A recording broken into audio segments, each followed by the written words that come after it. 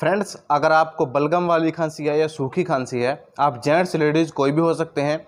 जो कफलेट हिमालय कंपनी का सिरप आता है 100 ml में, इसका बहुत ही अच्छा रिजल्ट है। फ्रेंड्स, ये विद हनी के साथ आता है और कफलेट सिरप आपको नज़दीकी मेडिकल कमिट से आसानी से मिल जाता है। इसकी कीमत है मार्केट में 90 रुपीज़।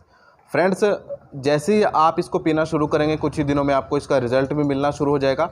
अगर आपको बलगम वाली खांसी है, सूखी खांसी है, किसी भी तरह की खांसी है, तो बहुत ही अच्छा काम करती है।